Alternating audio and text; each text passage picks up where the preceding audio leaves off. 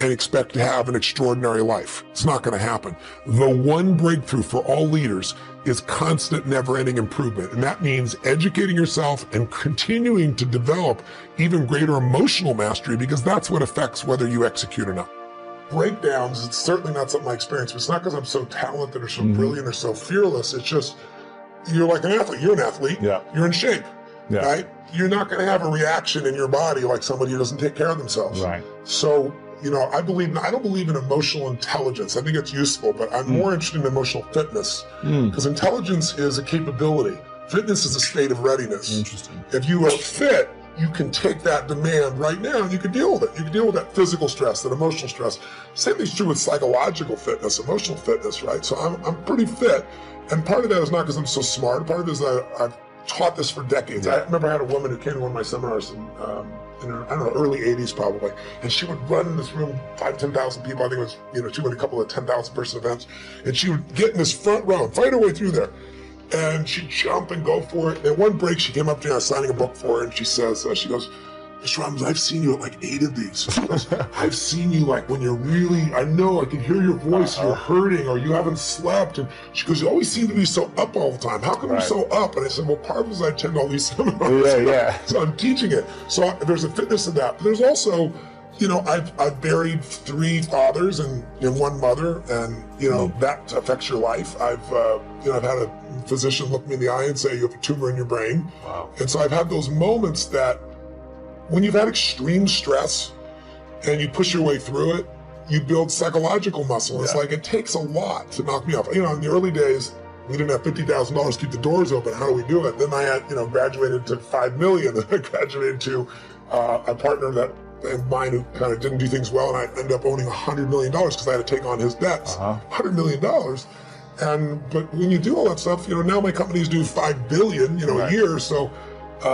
you keep expanding what I would call really the circle of the threshold of your influence. Sure. You know, everybody has a threshold of control, and if you get beyond it, you kind of freak out. So it takes a little bit more. I can't. So you don't have breakdowns. I don't have a breakdown. Do I get pissed off or get frustrated or tired?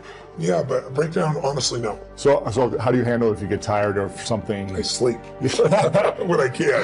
Okay, cool. I mean, it's honestly, it's pretty simple. But you know, when I've had challenging times, I mean, I have so many tools. Yeah. You know, I pull them out. And mostly it's just like you as an athlete. You know, you don't just physically break down. Right. You take care of yourself. So you're constantly training that. I think most people don't train their mind and emotions. It's like, I think the most powerful muscles to me are not physical, they're as strong as important as they are. It's like faith is a muscle, courage is a muscle, determination is a muscle, playfulness is a muscle. You know, passion unexpressed weakens. You know, faith untested gets smaller. Yeah. So I'm always, I call it deep practice. I'm always pushing myself to the edge, and pushing yourself to the edge makes you stronger.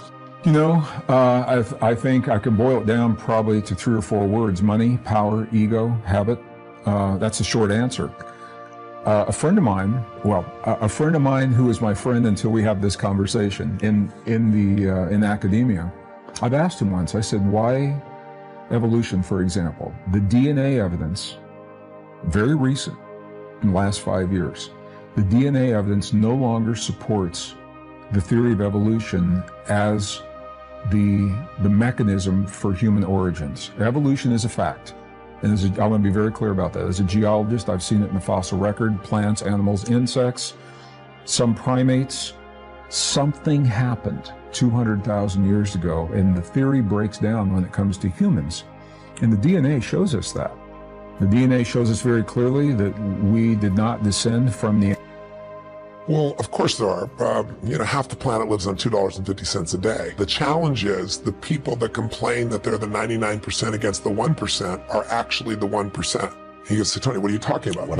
Those people down there who were in those tents downstairs, you know, a few years ago, and if you watch them typing on their iPhones and having a Starbucks drink, they think that they are really suffering. But in reality, if you're in poverty in this country, you're in the 1% of earners in the world.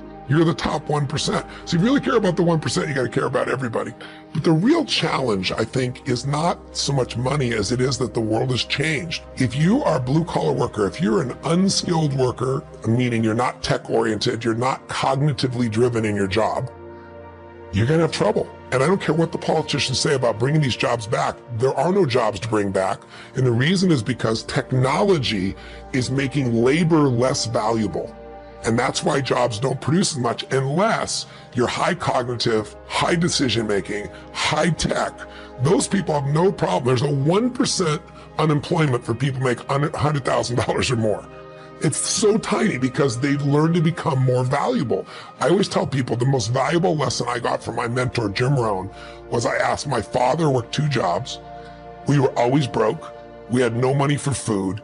And we lived in a community we moved to, which was, I thought they were all rich and we were on the other side of the tracks. It was lower middle class, but compared to where we lived before, these people seem rich compared to us. And I just didn't understand it. And Jim said to me, Tony, it's not about the value of your soul. It's about the value of you in the marketplace. Mm-hmm. And your father's skills are not that valuable. He was an underground parking attendant, and he would take people's ticket and make change. Well, the research now shows it's being done at Yale, it's being done overseas in England as well, and they found that 40% of all jobs they project in the next 10 years are going to disappear because of technology. It's going to be replaced by an algorithm, it's going to be changed. You know, all these guys on Wall Street, you're seeing all these algorithms take over and they're getting rid of all these traders, right? It's changing radically in these hedge funds. There's 3 million truck drivers. Self-driving cars are here. In the next 5 years, they will be the standard, certainly within 7 or 8 years. Are you going to hire someone who can only work 8 hours a day and sometimes gets drunk or can make a mistake when you can buy a machine, write down the machine, and be in a position where it works 24 hours a day driving? But no one is telling these drivers this, and they have to retool now. So technology is the biggest challenge. Labor is less valuable because of efficiencies with technology, and it's going to get better and better for technology, which is scary when you think about what's going to happen for jobs. So I say to people, you got to participate in your own rescue. You've got to retool yourself. The idea that Bernie Sanders has of providing free education sounds wonderful, but the education he wants to do is community college. There are no skill sets in community colleges today, for the most part, that are going to prepare you for the economy or a job that's there. So what is that going to do? You're just going to waste more money, more time. We need to retool ourselves. The government's not going to do it for you. And a great leader in a company is retraining their people all the time. The training never stops, because that is the innovative, creative marketing edge, is your own people. Most companies do less training today than they did 20, 30 years ago. It's crazy. So where do you get the training? I think they have to self-educate. I mean, I'm an example of that myself. You have to say, what's an area that I want to become masterful in? Because dabblers will never have any financial freedom. You know, if you're going to run a company, you got to find what is your niche. What is it you're going to do better than anybody else? Every one of us individuals have to say that and then say, now, where do I get that education? In the world that we live in today with the internet, where there's education from all over the world, from MIT, from Harvard, online, and there are people you can go to work for who you could become a mentee of. There's just so many approaches, but you can't have a standard education. Neanderthal, for example, their genome, we can now rebuild their genome and compare theirs to ours. We can actually, sounds like Jurassic Park, the movie. Science fiction, but it's science fact. We can pull the DNA. Check your percentage of Neanderthal in We can pull the DNA from the bone marrow of fossilized remains of beings that we are supposed to be descended from and compare their DNA to ours. We didn't descend from Neanderthal, and it shows that we did appear on Earth about 200,000 years ago. Where did we come from? Okay. Well, to answer the question, why aren't we sharing this? When I asked my friend at the university, I said, why can't you share this with your students? And he said, Greg, you don't understand. He says, if I shared that, he said, it would invalidate my 40-year career as a professor. And I said, no. I said, it would do just the opposite. It would demonstrate to your young students how valid and relevant science is, because it's designed to be constantly updated, and you're doing that. It wouldn't invalidate. He said, well, think how much money it would cost to change the textbooks. And I said, my brother, I said, you're living in the Stone Age. They're not using textbooks. You change it on the server.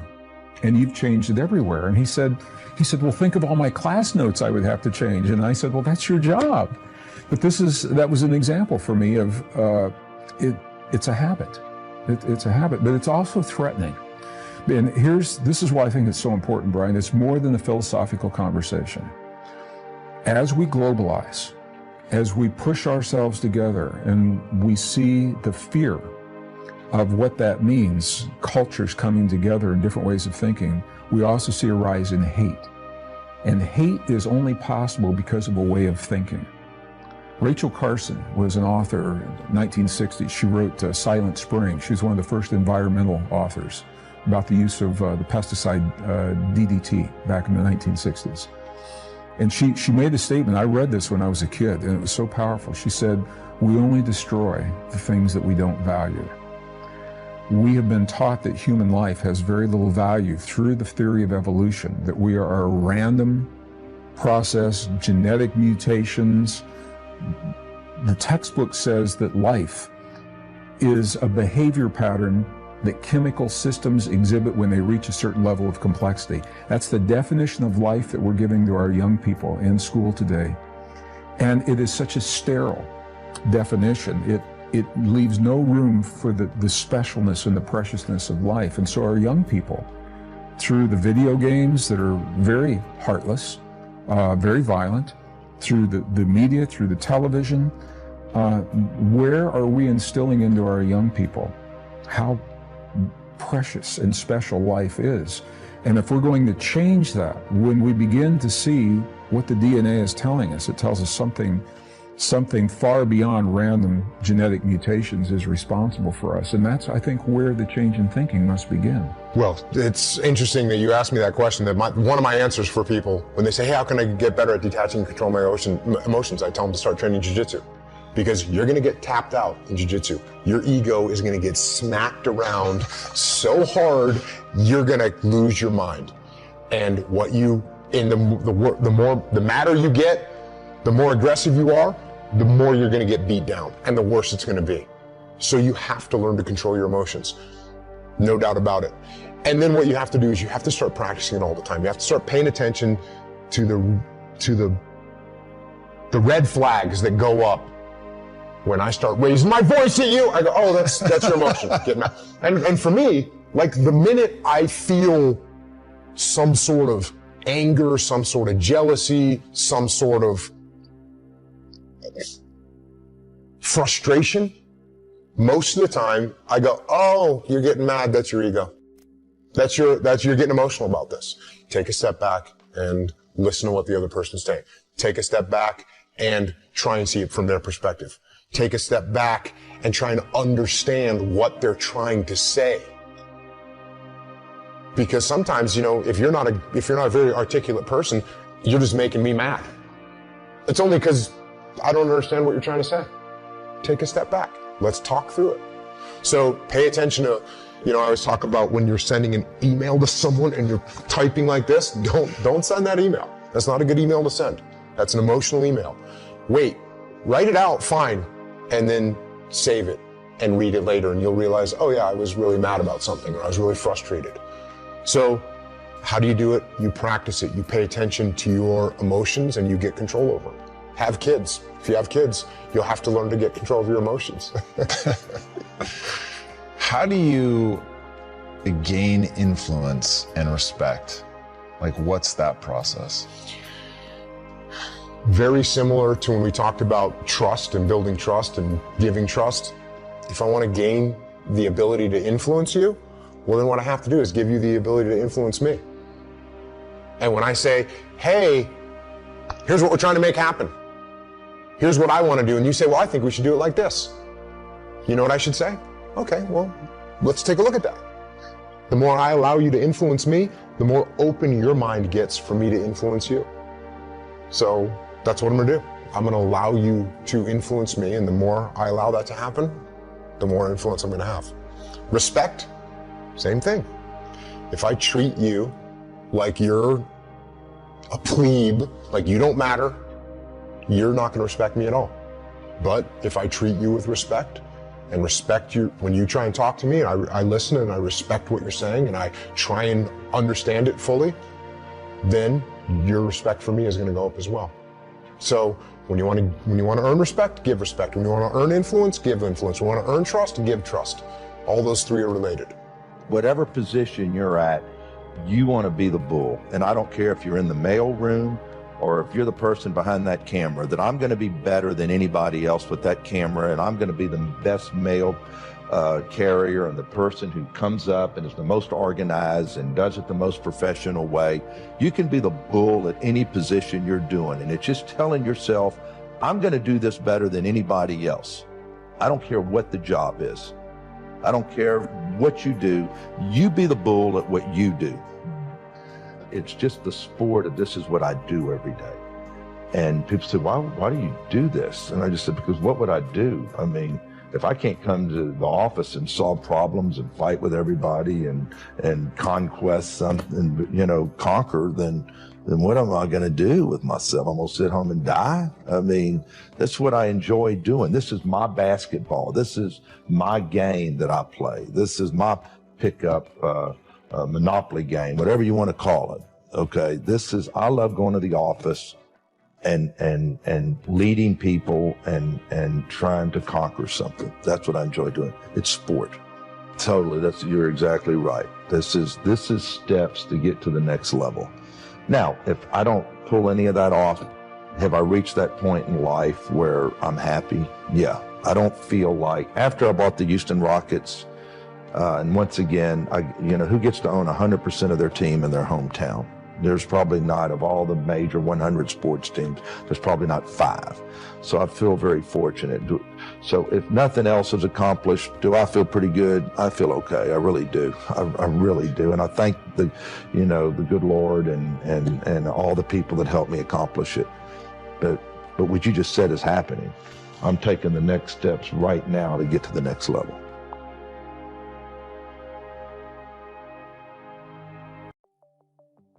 If you define yourself as somebody who is really conservative, you're not going to be crazy and act nuts unless you're really drunk or something, and then you could say it's the alcohol, when it's really just you finally getting permission to be yourself. The alcohol is your excuse.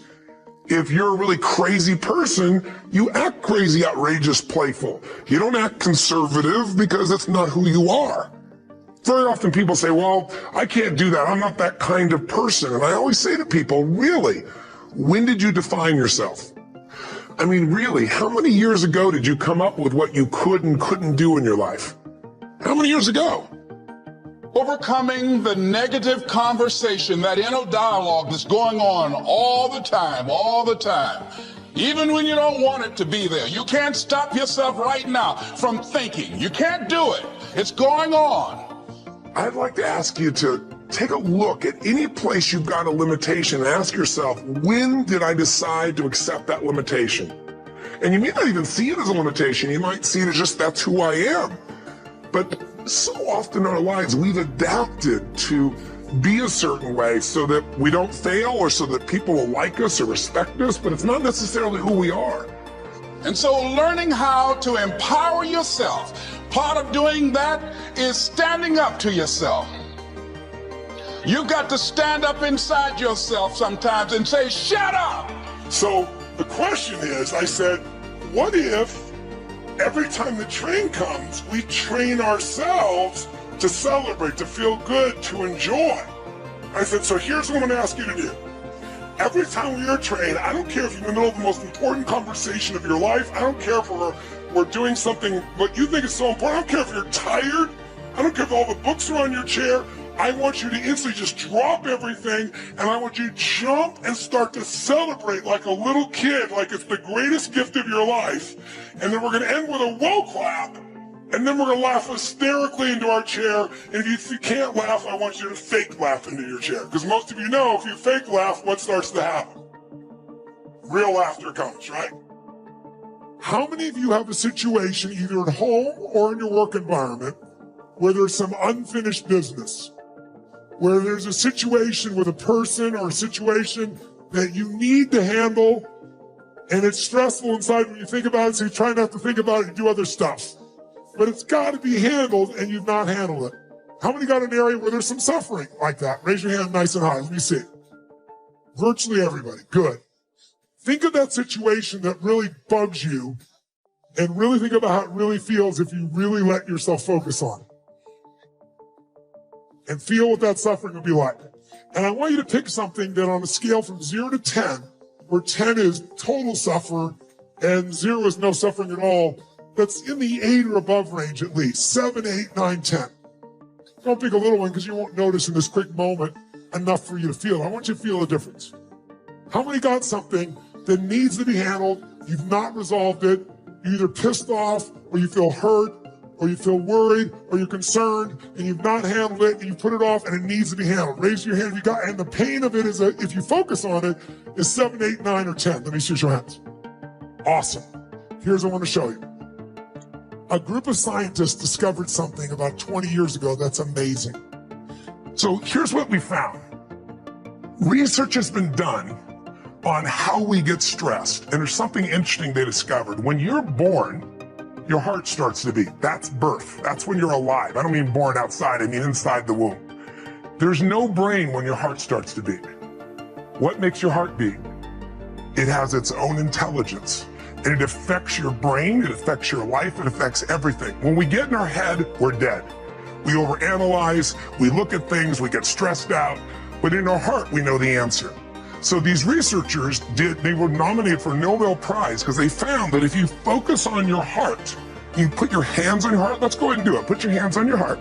In fact, if you would you stand up? I think it'll get more of your body engaged. You've been sitting so long. Shake your body out just for a second here, just for a second. If you're at home, do the same, right? All right, now, put both your hands on your heart, breathe deep inside your heart, meaning close your eyes if you would, and feel your hands touching your heart. Feel the power of your heart. And what we're gonna do is for 2 minutes, we're just gonna get grateful. Remember earlier I said, the two emotions that mess us up are anger and fear. They mess up your relationships, they mess up your financial decisions, they mess up career stuff, they mess up things with our kids. But when you're grateful, you can't be angry. When you're grateful, you can't be fearful. So we're going to spend 2 minutes of gratitude, but we're going to focus on our heart because research shows wherever focus goes, energy flows. And when you focus on the heart, it changes literally how your brain functions. I could show you an image of when you're frustrated and you'll see EEGs, EKGs. That's the electrical power in your brain and your heart. And they're jagged and they're all over. We'll probably put it on the screen when they cut this. But if you breathe in your heart for 2 minutes, focusing on 3 things you're grateful for, they literally become in sync. They round and they're one. And when they're one, your heart has the answer. So breathe deep in your heart and let's begin. As you breathe deep in your heart, feel the power of your heart. Feel the strength of your heart. Feel the beauty of your heart. What are you proud your heart has guided you to do in this life? Or to give, or to enjoy, or to love. Feel the power of your heart. It beats 100,000 times a day, and you don't have to do it. You don't have to do anything. In fact, something loved you enough to give you this heart at the very beginning. You didn't have to earn it, did you? You didn't have to prove yourself. You didn't have to prove your worth. Something knows your worth and gave you this gift. You can call it God, the universe, whatever you call it, but feel that powerful heart that beats and is always there for you and has been for decades. And give thanks for it. And as you're breathing in this sense of appreciation and gratitude, we're going to take about 1.5 minutes and focus on 3 moments in your life you could feel deeply grateful for. They could be any 3 moments. It could be from your childhood. It could be from today. It could have been from 10 months ago. Any moment that you could step back in that memory as if you were there and fill up with a sense of gratitude. So right now, I'd like you to think of one of those moments. A magic moment, a beautiful moment from any stage of your life. What's been one of the most beautiful moments of your life? Yes. So breathe deep, breathe in your heart, and step into that moment that you cherish. And fill up with appreciation, with gratitude, with joy. And feel yourself going into a beautiful state as you breathe in your heart and feel like you're there. Think of a second moment now that you could be deeply grateful for. Again, it could have been at any stage. It could be something little or big. Step into that moment. Breathe like you were breathing then. See what you were seeing then. Hear and feel what you were hearing and feeling then. And fill up with that feeling of gratitude, of enjoyment. And then finally, one more moment that you could feel grateful for. What would be a really beautiful moment in your life you could relive? Step into that moment now. Breathe deep into it. See what you saw, hear what you heard, feel what you felt. Fill up. Fill up with love or gratitude or joy. And if you can feel it, it feels good, fill up with that gratitude. And then ask yourself about that thing that used to stress you a few minutes ago. Say, all I need to remember, all I need to focus on, all I need to do in that situation is what? And trust your heart. It knows the answer that fast. Feel your heart. All I need to focus on in that situation, all I really need to do, all I need to really appreciate or feel or experience, all I need to focus on, all I need to believe, all I need to do is what? And your heart knows the answer. Raise your right hand with your eyes closed if you know the answer. If you know exactly what to do to resolve the situation, raise your right hand nice and high if you would right now. And keep your hand up as soon as you got it, raise your hand. Perfect. Keep your hand up.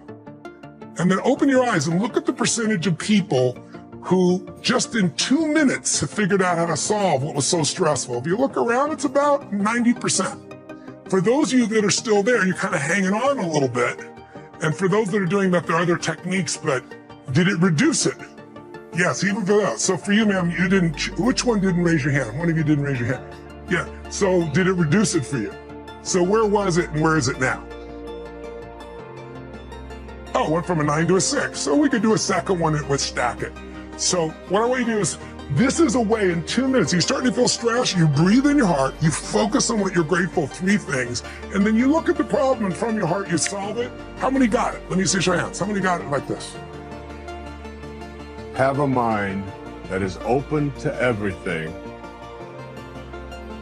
and attached to nothing. One of the central principles of my life is that no one knows enough to be a pessimist about anything. And that each and every one of us, when we close our mind to what is possible for us or what is possible for humanity, closes off the genius that resides and lives in each and every one of us. Having an open mind doesn't necessarily mean finding fault with all of the things that you've been taught by others. It means opening yourself up to the potentiality and the possibility that anything and everything is possible. So having a mind that is open to everything and attached to nothing really means finding within ourselves the ability to get rid of a trait that I find so common in the contemporary world. Do you know that most people that I meet spend their lives looking for occasions to be offended? They actually are out there hoping that they can find some reason to be offended. And there's no shortage of reasons. They're out there everywhere. The way this person dressed, what this person said, they turn on their TV, they hear the news, they're offended by this. Someone used language that they didn't like. Someone doesn't share the same customs that you. And people all day long. In fact, if you keep track tomorrow, you will find probably 100 reasons that you can go around being offended. But a mind that is open to everything and attached to nothing is a mind that says, I'm never looking for anything to be offended by. And that whatever anybody else out there has to say, my response to that is, that's an interesting point of view. I've never considered that before.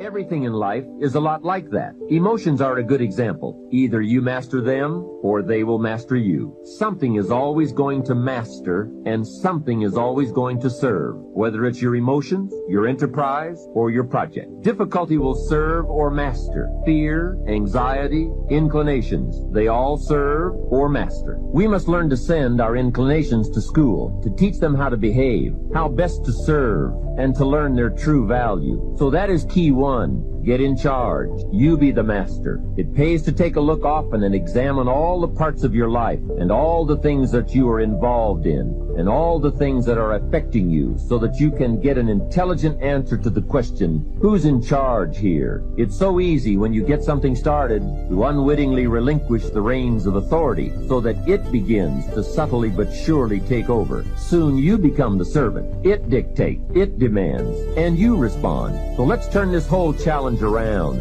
You take over the reins of authority. You subtly but surely take charge. You dictate, you demand, and you will be delighted to see early signs of positive response from your enterprise, your business, and your life. The next time management essential is to learn to say no. I had some difficulty here. It is so easy to say yes to everything, trying to be a nice person, and then have to spend all that time trying to come up with excuses to get out of the obligation. It's one of the great time wasters. How much better to say, no, I don't think I can, but if that changes, I'll give you a call.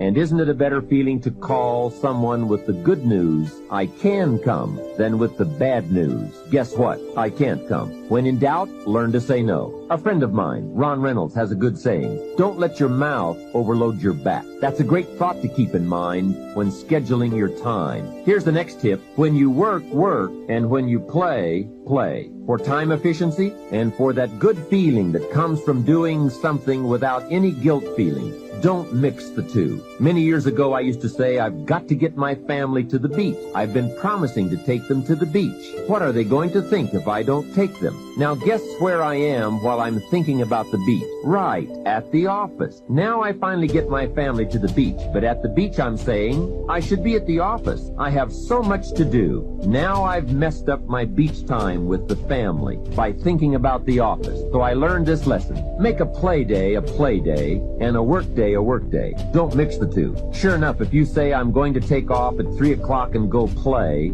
guess what you are thinking about all morning? Taking off to go play. So don't play at work and don't work at play. It's a great rule to follow to ensure that your time is used more effectively. Now I know all of this has to be modified to fit your particular situation. No one rule will apply to all, but keep the main thought in mind. Separate work and play. When I take a lecture tour to Spain or Africa or Australia, I make it a work trip. Every day is filled with lectures, speeches, and business conferences. Then I arrange a play trip because when I play, I really want to play. A builder friend of mine now has the luxury of working a week and taking off a week. That's what he calls it. Work a week, play a week. However, with weekends on either side of his play week, it's really 9 days. So he works 5 and takes off 9. That is luxury, right? However, the 5 days he worked, he really worked. Secretaries, accountants, architects, superintendents, long days, around the clock, into the night, 5 heavy, full days. Then he's off to play. So when he worked, he really worked so that he can save all the playtime for a longer stretch. Now perhaps we can't all do that, but we can learn to practice the skill of separating work and play. Repeat after me, please. It's possible. Yeah, see, the easiest thing that I do now is come up on stage and speak. That's easy. But the most difficult thing that I've ever done, and it took me years to do, was to believe that I could do it. To believe that I could stand up and not be afraid and speak from my heart and think and be able to present. To believe that that was possible for me. For 14 years, I didn't do it. Mike Williams said, Les, you can do more than what you're now doing. But I didn't believe it. I just couldn't see myself doing it. I'm saying to you, there's some things that you can accomplish that you can't see right now. My favorite book says, eye has not seen, ear has not heard, nor has entered the heart of mankind what God has in store for you when you're willing to say yes, when you're willing to move forward, when you're willing to come back again and again and again in pursuit of your dream. Life will respond to you. You'll discover some things about yourself. Mindset transformation. transformation is very important. Be ye not conformed to this world, be transformed by the renewing of your mind. You don't want to think like everybody else. You want uncommon thinking. Here's the other thing. Expand your skill set. This is the age of what the late Peter Drucker calls the era of the 3 C's: accelerated change, overwhelming complexity, and tremendous competition. So you have to expand your skill set to stay ahead of technology and cheap labor abroad. When I was a kid, you got on an elevator, I was an elevator boy. What floor, please? We operated elevators manually. Then we're going through creative destruction. Somebody created an elevator that didn't require a person being there employed to close the door and take the people to the designated floor. When I was a kid, girls would say, what do you want to do when you become an adult? I want to be an operator, a long-distance operator. Years ago, when you made a long-distance call, you had to call a long-distance operator. Then somebody created technology that you can dial direct. Am I making this up? Anybody remember using that call a long-distance operator?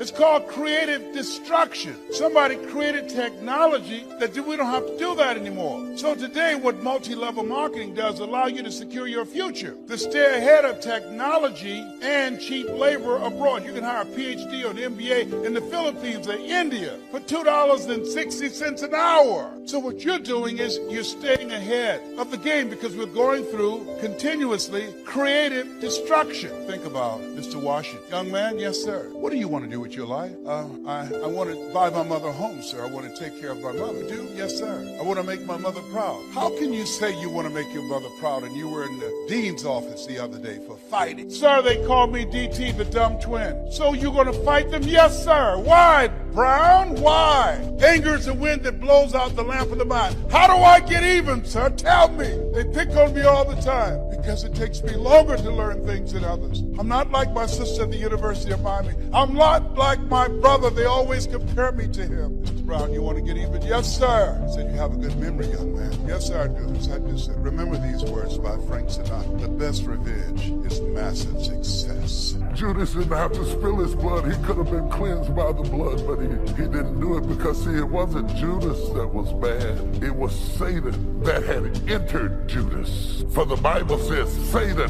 having entered into Judas, which means that Judas wasn't always filled with Satan, and Jesus knew when Satan had entered into Judas, and the Bible says so. The problem with us is we can't tell when Satan has entered.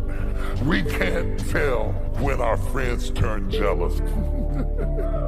We can't tell when our wives fall out of love. We can't tell when our husbands stop caring. I'm talking about shame. I'm talking about a guy who couldn't get rid of his shame, so he got rid of his life. I'm talking to somebody out there who has a hard time living with a dark secret in your life. And I am telling you that Judas didn't have to hang himself, and you don't have to blow your brains out.